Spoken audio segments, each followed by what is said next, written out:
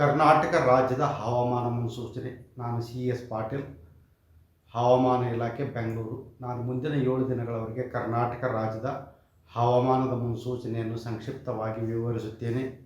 ಇಂದು ಕರಾವಳಿ ಜಿಲ್ಲೆಗಳಲ್ಲಿ ವ್ಯಾಪಕವಾಗಿ ಮಳೆಯಾಗಿದ್ದು, ಉತ್ತರ ಒಳನಾಡಿನ ಜಿಲ್ಲೆಗಳಲ್ಲಿ ಹಲವು ಕಡೆ, ದಕ್ಷಿಣ ಒಳನಾಡಿನ ಜಿಲ್ಲೆಗಳಲ್ಲಿ ಕೆಲವು ಕಡೆ ಮಾತ್ರ ಮಳೆಯಾಗಿದೆ.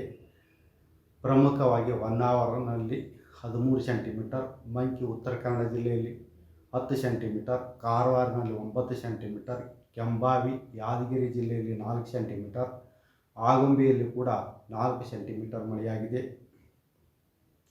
ಕರಾವಳಿ ಜಿಲ್ಲೆಗಳಲ್ಲಿ ಜೂನ್ 29ರಿಂದ ಜುಲೈ 5ರವರೆಗೆ ವ್ಯಾಪಕವಾಗಿ ಮಳೆಯಾಗುವ ಹೆಚ್ಚಿನ ಸಾಧ್ಯತೆ ಇದೆ.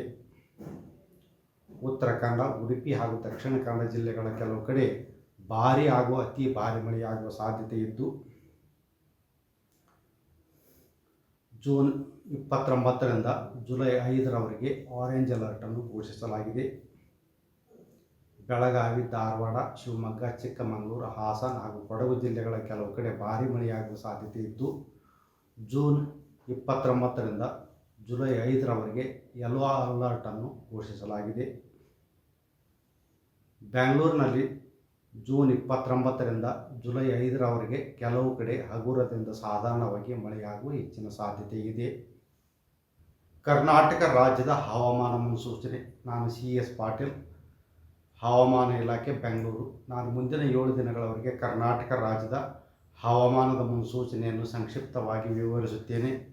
ಇಂದು ಕರಾವಳಿ ಜಿಲ್ಲೆಗಳಲ್ಲಿ ವ್ಯಾಪಕವಾಗಿ ಮಳೆಯಾಗಿದ್ದು, ಉತ್ತರ ಒಳನಾಡಿನ ಜಿಲ್ಲೆಗಳಲ್ಲಿ ಹಲವು ಕಡೆ, ದಕ್ಷಿಣ ಒಳನಾಡಿನ ಜಿಲ್ಲೆಗಳಲ್ಲಿ ಕೆಲವು ಕಡೆ ಮಾತ್ರ ಮಳೆಯಾಗಿದೆ. ಪ್ರಮುಖವಾಗಿ ಹೊನ್ನಾವರನಲ್ಲಿ 13 ಸೆಂಟಿಮೀಟರ್, ಮಂಕಿ ಉತ್ತರ ಕನ್ನಡ ಜಿಲ್ಲೆಯಲ್ಲಿ 10 ಸೆಂಟಿಮೀಟರ್, ಕಾರವಾರನಲ್ಲಿ 9 ಸೆಂಟಿಮೀಟರ್, ಕೆಂಬಾವಿ ಯಾದಗಿರಿ ಜಿಲ್ಲೆಯಲ್ಲಿ 4 ಸೆಂಟಿಮೀಟರ್, ಆಗುಂಬೆಯಲ್ಲಿ ಕೂಡ 4 ಸೆಂಟಿಮೀಟರ್ ಮಳೆಯಾಗಿದೆ. ಕರಾವಳಿ ಜಿಲ್ಲೆಗಳಲ್ಲಿ ಜೂನ್ 29ರಿಂದ ಜುಲೈ 5ರವರೆಗೆ ವ್ಯಾಪಕವಾಗಿ ಮಳೆಯಾಗುವ ಹೆಚ್ಚಿನ ಸಾಧ್ಯತೆ ಇದೆ.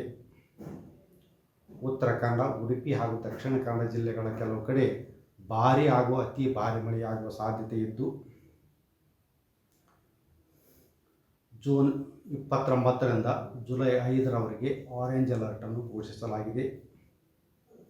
ಬೆಳಗಾವಿ, ಧಾರವಾಡ, ಶಿವಮೊಗ್ಗ, ಚಿಕ್ಕಮಗಳೂರು, ಹಾಸನ ಹಾಗೂ ಕೊಡಗು ಜಿಲ್ಲೆಗಳ ಕೆಲವು ಕಡೆ ಭಾರೀ ಮಳೆಯಾಗುವ ಸಾಧ್ಯತೆ ಇದ್ದು, ಜೂನ್ 29ರಿಂದ ಜುಲೈ 5ರವರೆಗೆ ಯೆಲ್ಲೋ ಅಲರ್ಟನ್ನು ಘೋಷಿಸಲಾಗಿದೆ. ಬೆಂಗಳೂರಿನಲ್ಲಿ ಜೂನ್ 29ರಿಂದ ಜುಲೈ 5ರವರೆಗೆ ಕೆಲವು ಕಡೆ ಹಗುರದಿಂದ ಸಾಧಾರಣವಾಗಿ ಮಳೆಯಾಗುವ ಹೆಚ್ಚಿನ ಸಾಧ್ಯತೆ ಇದೆ.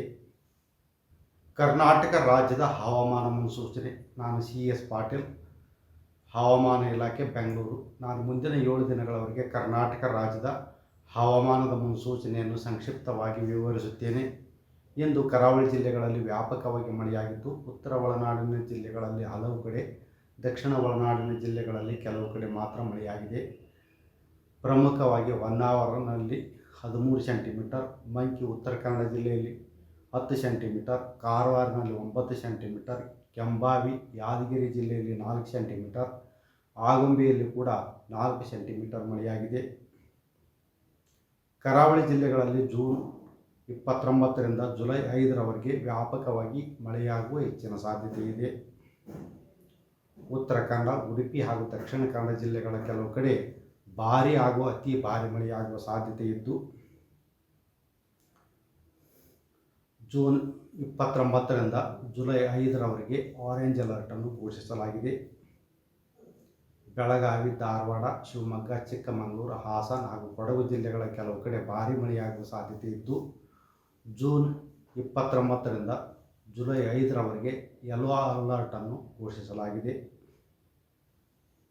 ಬೆಂಗಳೂರಿನಲ್ಲಿ ಜೂನ್ 29ರಿಂದ ಜುಲೈ 5ರವರೆಗೆ ಕೆಲವು ಕಡೆ ಹಗುರದಿಂದ ಸಾಧಾರಣವಾಗಿ ಮಳೆಯಾಗುವ ಹೆಚ್ಚಿನ ಸಾಧ್ಯತೆ ಇದೆ. ಹೆಚ್ಚಿನ ವಿಡಿಯೋಗಳಿಗೆ ಪ್ರತಿಧ್ವನಿ ಯೂಟ್ಯೂಬ್ ಚಾನೆಲ್ ಸಬ್ಸ್ಕ್ರೈಬ್ ಮಾಡಿ, ಬೆಲ್ ಐಕಾನ್ ಕ್ಲಿಕ್ ಮಾಡಿ.